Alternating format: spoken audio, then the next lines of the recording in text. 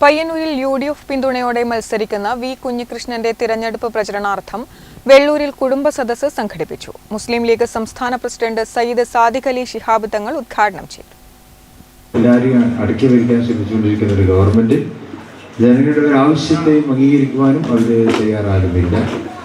ജനജീവിതത്തിന്റെ നാനാതുറകളിലും ജനങ്ങൾ നേരിട്ടുകൊടുക്കുന്ന വെല്ലുവിളി ഖജനാവ് കാലിയാണ്. എല്ലാം ഒരു ബാലൻസ് ഇല്ലാത്ത ഗവൺമെന്റാണ്. ഗവൺമെന്റിന്റെ സ്വഭാവവും ഗവൺമെന്റിന്റെ ബോഡി ലാംഗ്വേജും കണ്ടാൽ തന്നെ ബാലൻസ് ഇല്ലാത്ത ഗവൺമെന്റാണ് കേരളം ഭരിച്ചുകൊണ്ടിരിക്കുന്നത്. അത് ഖജനാവിൽ ബാലൻസ് ഇല്ലാത്തത് കൊണ്ട് മാത്രമല്ല, ഒരു തരത്തിലുള്ള നീതിബോധവും ആസൂത്രണ വൈഭവവും പ്രകടിപ്പിക്കാതാണ് ഗവൺമെന്റ് ഓരോ തീരുമാനവും കൈക്കൊണ്ടുകൊണ്ടിരിക്കുന്നത്. അതൊക്കെ അവർക്ക് അവരുടെ വീഴ്ചകൾ ജനങ്ങൾക്ക് മുമ്പിൽ വെളിപ്പെടുത്തിക്കൊണ്ടിരിക്കുന്നു. ചിലപ്പോൾ ചില കോടതികളിൽ പോലും ഗവൺമെന്റിന്റെ തീരുമാനങ്ങൾ ചോദ്യം ചെയ്യപ്പെടുന്നുണ്ട്. ജനക്ഷേമ പ്രവർത്തനങ്ങൾ നടത്തുന്ന UDFന്റെ ഒരു ഭരണ സംവിധാനം നിലവിൽ വന്ന് കാണാൻ ജനങ്ങൾ കാത്തുനിൽക്കുകയാണെന്ന് മുസ്ലിം ലീഗ് സംസ്ഥാന പ്രസിഡന്റ് സയ്യിദ് സാദിഖ് അലി ശിഹാബ് തങ്ങൾ പ്രസ്താവിച്ചു.